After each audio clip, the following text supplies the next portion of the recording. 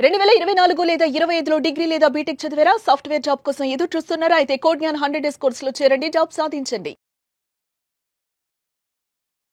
నమస్కారం, welcome to Suman TV. So మనము ఇప్పటి వరకు ఎన్నో బిజినెస్ ఐడియాస్ గురించి మనం మాట్లాడుకోవడం జరిగింది.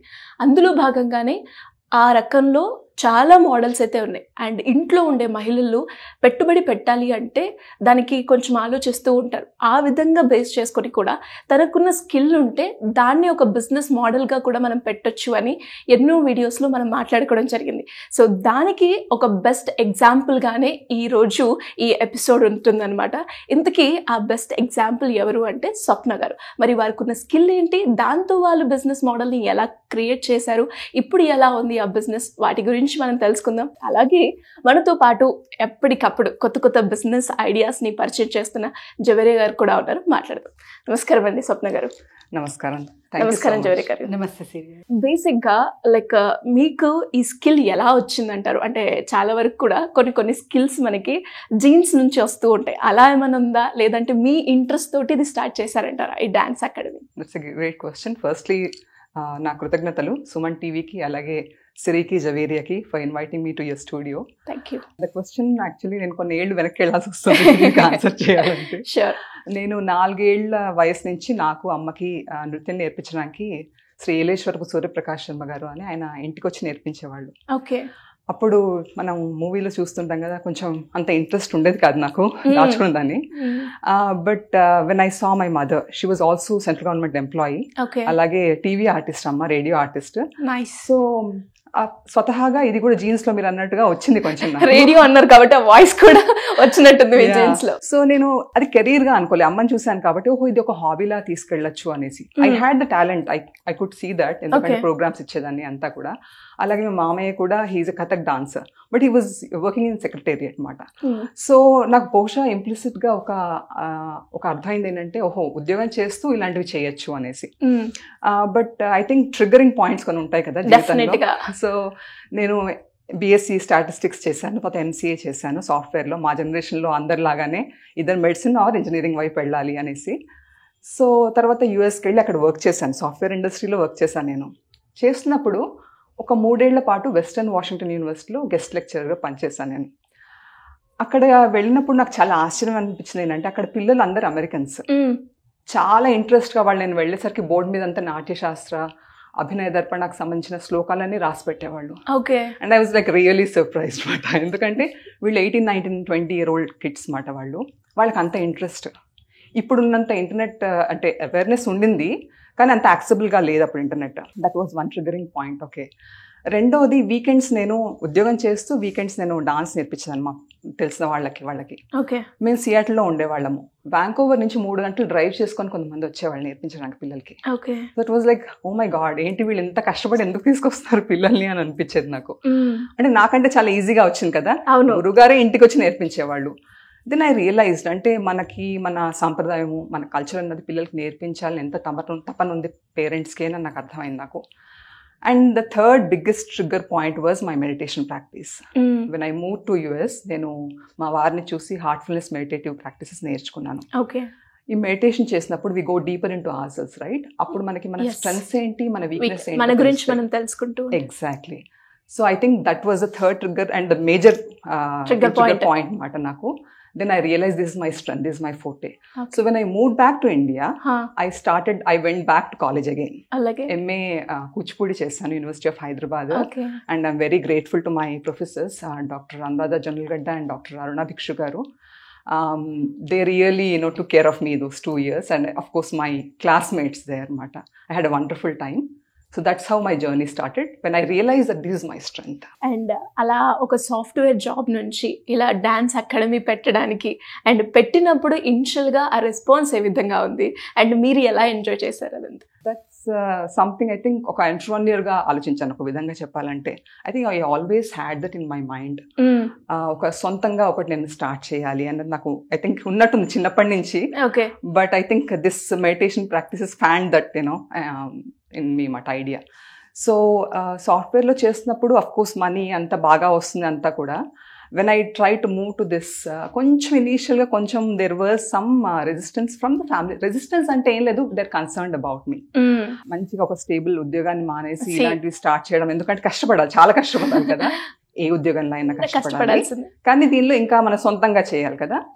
కానీ లక్కీగా ఏంటంటే I always had support of the family.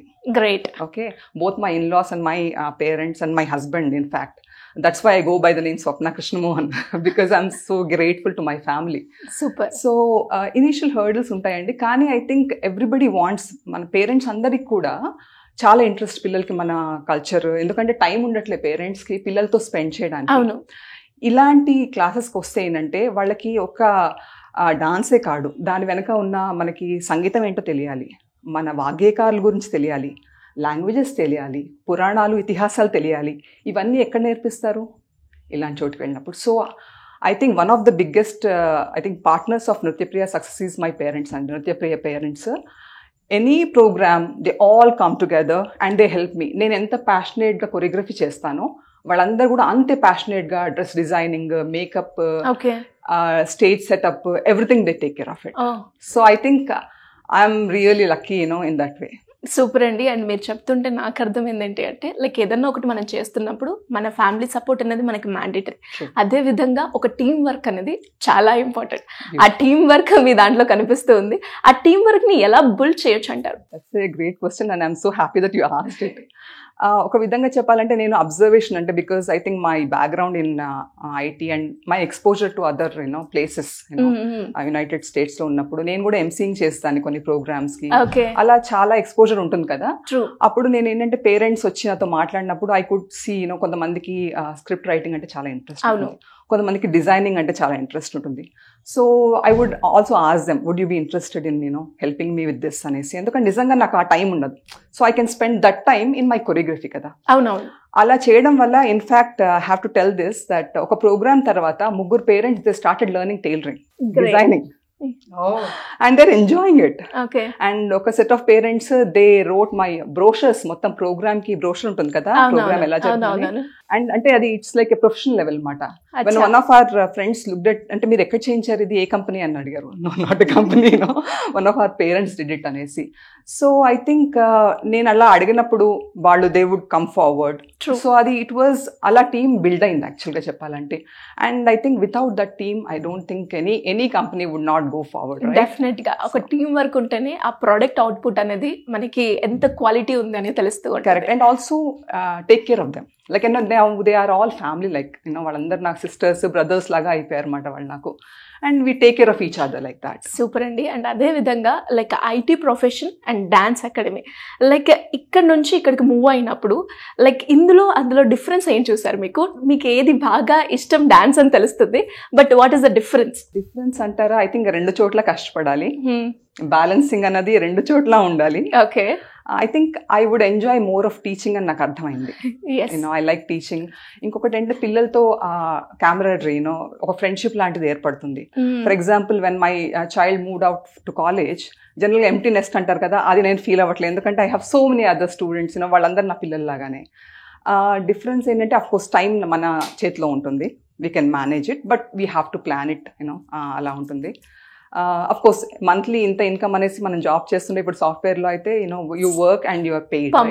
ఇదేంటంటే ఇట్ డిపెండ్స్ లైక్ కానీ ఏంటంటే నిజంగా సిన్సియర్ గా కష్టపడి ఆనెస్ట్ గా పిల్లలకి ఇంట్రెస్ట్ గా నేర్పిస్తే definitely there is no dearth of money in this. And ఇలా డాన్స్ అకాడమీ కంటిన్యూ చేస్తున్నప్పుడు కొన్నిసార్లు మనకి కొన్ని మంచి మూమెంట్స్ ఉంటాయి, అండ్ అలాగే కొన్ని ఫేస్ చేయలేని మూమెంట్స్ కూడా ఉంటాయి. అలా మీ లైఫ్లో కొన్ని స్ట్రగుల్ అయిన మూమెంట్స్ ఏంటండి? స్ట్రగుల్ అయిన moments I think those are the moments where they were opportunities for me to learn అని అనుకుంటున్నాను. ఓకే. అలాంటి స్ట్రగుల్, వెరీ పాజిటివ్ యాటిట్యూడ్ అని చెప్పొచ్చు. Yeah because I think again I would go back to heartfulness because that's what we learn when we meditate.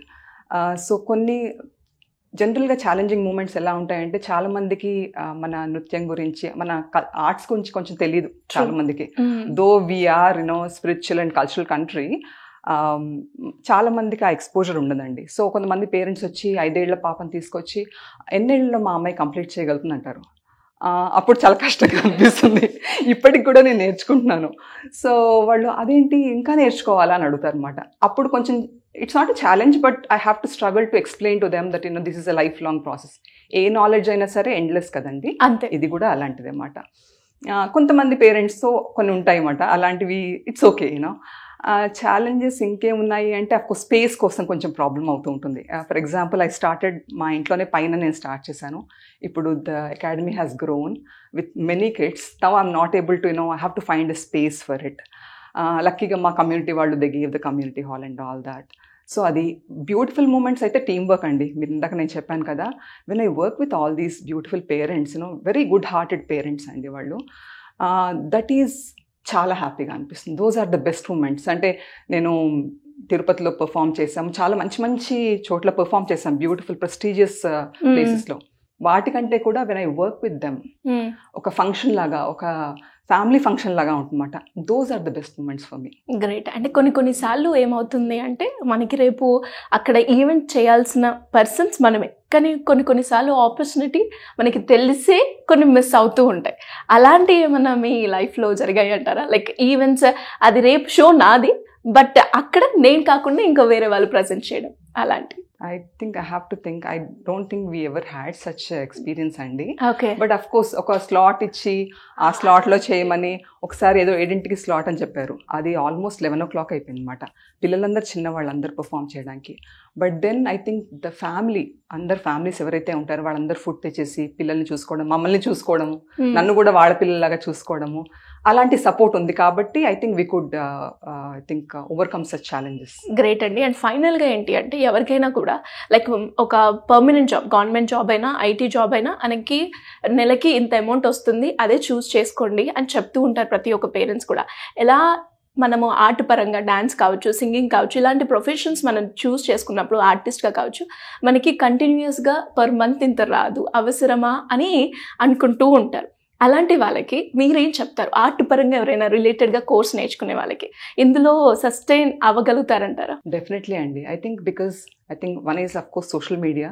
You can see so many dancers now, right? Yes. ఒకటి ఏంటంటే of course అకాడమిక్స్లో కూడా చాలా మంది they are going back to studying arts. I don't know if you look you know medicine చేసి ఆర్ట్స్కి వెళ్ళిన వాళ్ళు. ఇన్ఫ్యాక్ట్ నా బ్యాచ్లోనే ఒక అమ్మాయి ఆర్కిటెక్ట్, తను she came back to do MA again, she did PhD, and one of my friends engineer, తను again came back. So because they are passionate about this art form. మనకు కనుక ప్యాషన్, ఇంట్రెస్ట్, హార్డ్ వర్క్ చేయగలిగే కనుక capacity ఉంటాయండి, I don't think arts is different from any other field. You will earn, అంటే per month ఇంతే earn చేస్తాం అని లేదు, దీనికి లిమిట్ కూడా లేదు ఒక విధంగా చెప్పాలంటే.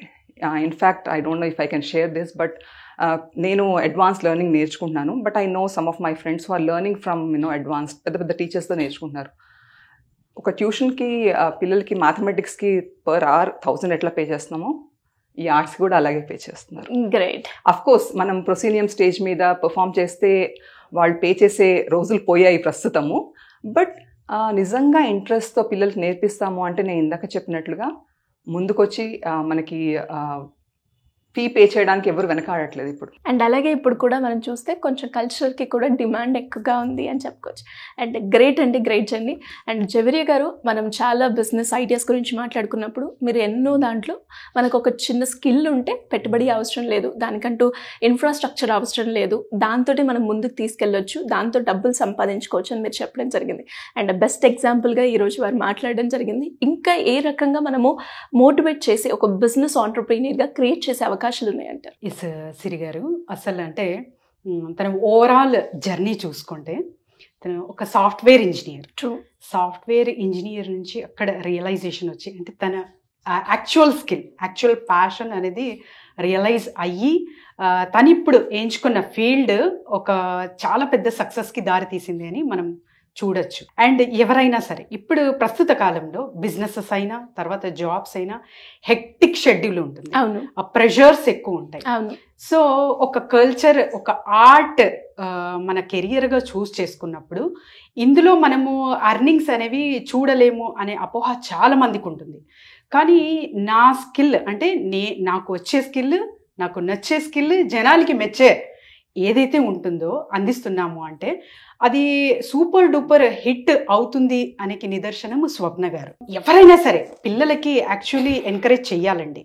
ఎందుకంటే ఇప్పుడు రానున్న కాలంలో ప్రస్తుతం అంటే అందరూ వర్కింగ్సే, పేరెంట్స్ ఇద్దరు బోత్ ఆర్ వర్కింగ్ కదా. సో టైం స్పెండ్ చేయడం చాలా తక్కువ అవుతుంది. కాబట్టి చిన్నప్పటి నుంచి ఒక యాక్టివిటీ లాగా ఒక కల్చరల్ ప్రోగ్రామ్స్కి ఇలా ఇంట్రడ్యూస్ చేస్తూ ఇవన్నీ డ్యాన్స్ నేర్పిస్తూ ఉంటే, సో మేడం చెప్పినట్టు వాళ్ళు అంటే మన పూర్వీకులు ఏదైతే మనకు సంపద ఇచ్చారో కల్చరల్ వైజ్గా అది కంప్లీట్ అవుతుంది. And at the same time ఒక కంప్లీట్ ఫ్యామిలీ ఓరియంటెడ్గా కూడా మనము ఆ డ్యాన్స్ అకాడమీ లాగా కూడా చూడొచ్చు. ఎందుకంటే స్వప్న గారు చెప్పిన విషయంలో తన ఫ్యామిలీ చాలా చాలా సపోర్టివ్ గా ఉంది. సో ఇలా అంటే ఏదైనా కావచ్చు, మనకు ప్యాషన్ ఉంది అంటే ఇంట్లో వాళ్ళు కూడా ఆ ప్యాషన్ ని చూసి ఏం చేస్తున్నారు అని ఎంకరేజ్మెంట్ ఖచ్చితంగా వస్తుంది సిరి గారు. ఇది అంటే ఫారిన్ లో చాలా చాలా ప్రాధాన్యత ఇస్తున్నారు. మన తెలుగు స్టేట్స్ లో యాక్చువల్లీ అంటే తమిళ్ అక్కడ కేరళ చూసుకుంటే ఓకే వాళ్ళు ఒక మోతాదులో నడుస్తున్నారు. కానీ ఈ 2 స్టేట్స్లో ఇంకా అవేర్నెస్ రావాలి దీని గురించి. ఎందుకంటే పిల్లలకి ఎప్పుడు ఇంకా ఐఐటి లేకపోతే మెడిసిన్ లేకపోతే ఒక ఎంబీఏ బిజినెస్ అలానే కాకుండా ఇవి చాలా ఇంపార్టెంట్. వీటితో పాటు ఒక మెడిటేషన్, తర్వాత వచ్చేసి ఇలా కల్చరల్ యాక్టివిటీలా చిన్నప్పటి నుంచి ఒక చిన్న ప్రోగ్రామ్స్ అటెండ్ చేయడం, తర్వాత ఇలాంటివి ఇంట్రడ్యూస్ ఎప్పుడైతే చేస్తూ ఉంటామో వాళ్ళు అంటే ఎవరైనా సరే ఇప్పుడు చాలా వరకు జాబ్ రిజైన్ చేసేస్తారు. అంటే హెక్టిక్ అక్కడ ఏదైనా కావచ్చు, వచ్చినప్పుడు వాళ్ళ స్కిల్ అనేది బయటకు వస్తుంది. నేను నా స్కిల్ ఎప్పుడైతే తెలుసుకుంటానో, దాని ప్యాషన్ ఉంది అని తెలుసుకుంటానో, అది ఎక్కడి వరకైనా తీసుకెళ్తాను సిరి గారు. సో అలా ఎవరైనా సరే ఆ డ్యాన్స్ అనేది ప్యాషన్లా ఎంచుకుంటే చాలా చాలా బాగుంటుంది. ఆల్రెడీ ఇంట్రెస్ట్ ఉన్నవాళ్ళు ఉంటారు చాలా వరకు. ఇప్పుడు చూస్తుంటాం రీల్స్ చేస్తుంటారు. ఏదైనా అంటే ఒక సాంగ్ హిట్ అయింది లేకపోతే ఒక డైలాగ్ హిట్ అయింది అనుకోండి, అంత రీల్స్ మాదిరిగా చేస్తుంటారు. So that is the different thing. అది రీల్ వస్తుంది, మీరొక్కరే కాదు లక్షల మంది చేసేస్తారు. But this is the different. అంటే ఇది ఒక డిసిప్లైన్, మన లైఫ్లో ఒక డిసిప్లైన్ వస్తుంది. సో కూచిపూడి డ్యాన్స్ నేర్చుకోవడం వల్ల ఏమవుతుందంటే సిరి గారు, కల్చరల్ వైజ్గా వెళ్తుంటే సినిమాటిక్ డ్యాన్స్ ఇవన్నీ డిస్కో ఇవన్నీ ఓకే చూస్తుంటాము, ఎక్కడైనా సరే నేర్చుకోవచ్చు. ఒక డిసిప్లిన్ అనేది వస్తుంది లైఫ్లో. పిల్లలకి ఎప్పుడైతే మీరు ఇష్టపూర్వకంగా డిసిప్లిన్ నేర్పించాలి అనుకుంటే ఇలాంటి డ్యాన్స్ యాక్టివిటీస్ ఇంట్రడ్యూస్ చేయాలన్నమాట. సో అప్పుడు ఒక అద్భుతం అనేది వాళ్ళ లైఫ్లో మీరు ఒక గిఫ్ట్లా ఇచ్చినట్టు వాళ్ళు అవుతారు పేరెంట్స్. అండ్ ఎవరైతే పెద్దవాళ్ళు కూడా ఇంట్రెస్ట్ ఉంది నాకు, నేను టైం స్పేర్ చేయగలను, అండ్ తర్వాత తన చార్జెస్ కూడా అంతగా చెయ్యట్లేదు అంటే నాకు తెలుసు, బయట కూడా నేను చూశాను. బట్ షీఈస్ వెరీ ఫ్రెండ్లీ నేచర్గా ఉంది తన కాస్ట్ కానీ. సో ఇలాంటివన్నీ చూసి మేడంకి ఎందుకు మనం ఇక్కడ ఆహ్వానించామంటే ఓవరాల్గా అంటే she has seen overall life true అనుకుంటాము. అంటే మన కల్చర్ నుంచి వచ్చేది డ్యాన్స్ ప్రోగ్రామ్ ఓకే, అది బోరింగ్, సంగీతం బోరింగ్, అవన్నీ కొన్ని అపోహలు మాత్రమే అన్న నిదర్శనానికి స్వప్న గారిని ఇన్వైట్ చేశాం సిరి గారు. So she's the best example for the successful dancer అనేకి. సో ఎవరైనా సరే ఈ ఫీల్డ్ ఎంచుకోవచ్చు. ఇందులో ఒక ప్యాషన్తో పాటు డబ్బులు కూడా అర్న్ చేయొచ్చు అనేకి ఎగ్జాంపుల్ ఇవ్వచ్చు మనం. గ్రేట్. అండ్ చాలా వరకు కూడా ప్యాషన్ని చూస్ చేసుకోవడానికి అంటే అందులో ప్యాషన్ అయినప్పుడు మనకి అందులో కష్టమైన డబ్బులు రాకపోయినా చాలా ఇష్టంగా చేస్తూ ఉంటాం. మనకి మనసుకి నచ్చిన పని కాబట్టి చాలా ఎంజాయ్ చేస్తూ ఉంటాం. అలా డబ్బులు కూడా దాన్ని క్రియేట్ చేసుకుంటే ఇంకా బాగుంటుంది. యా. అండ్ మేడం మీ ఇన్స్పిరేషన్ ఎవరండి? అంటే ఇన్స్పిరేషన్స్ ఎవరికైనా yeah family those all are okay, కానీ కొన్ని ఇన్స్పిరేషన్స్ మనకు సొంతంగా స్వతహాగా అనేది పెట్టుకుంటే. Thank you for asking that question అండి. ఇన్ఫ్యాక్ట్ భారతీయ కళా సంస్కృతి అనే ఒక ఆర్గనైజేషన్, నాన్ ప్రాఫిట్ ఆర్గనైజేషన్ ఉంది. దాని ఫౌండర్ శ్రీవాణి పొట్లూరు గారు అనేసి. ఆవిడ ద్వారా మేము చాలా నాన్ ప్రాఫిట్ ఆర్గనైజేషన్స్ నేను చూసాను అనమాట. When I look at all those people who are working, అంటే నిజంగా నాన్ ప్రాఫిట్ కోసమే చేస్తున్నారు వాళ్ళు. ఓకే. ఫర్ ఎగ్జాంపుల్ మేము ఒక పర్ఫార్మెన్స్ ఇచ్చామన్నమాట ఒక పాలియేటివ్ క్యాన్సర్ కేర్ సెంటర్లో. It was very very fulfilling అండి. తర్వాత వేర్ ఆర్ ఇండియాస్ చిల్డ్రన్ అని ఇంకొక నాన్ ప్రాఫిట్ ఆర్గనైజేషన్. పిల్లల్ని చంటి పిల్లల్ని రోడ్ మీద వదిలేసి వెళ్ళిపోతూ ఉంటారు. వాళ్ళని ఎలా రెస్క్యూ చేయొచ్చు, ఏం చేయొచ్చు దానికి అవేర్నెస్ కోసం అని. వాళ్ళ ఆ ఫౌండర్స్ని చూస్తే వీళ్ళు ఎంత ప్యాషనెట్గా, వాళ్ళు డబ్బులు కూడా చూడట్లే కదా వాళ్ళు, they only run on the funds, right? So వీళ్ళందరూ నా ఇన్స్పిరేషన్ అండి ఒక విధంగా చెప్పాలంటే. It's great thing madam. అంటే తనకు తన ప్యాషన్లో సర్వీస్ కూడా ఉంది సిరి గారు, అందుకే మెడిటేషన్ వైపు వెళ్ళారు. సో ఇది మనము తెలుసుకోవచ్చు. So it's a beautiful journey Siri గారు. Thank you madam, thank you so much for accepting and interview with us, for inviting me. Great అండి, గ్రేట్ జర్నీ. అండ్ ఒక ఐడియాతో కూడా మనం బిజినెస్ చేయొచ్చు అని తెలుసు, ఒక స్కిల్తో కూడా బిజినెస్ చేయొచ్చు అని తెలుసు. దానికి బెస్ట్ ఎగ్జాంపుల్గా ఈరోజు మా స్టూడియోకి మీరు రావడం కూడా చాలా హ్యాపీగా అనిపిస్తుంది. And very good episode. Thank you so much. Thank you.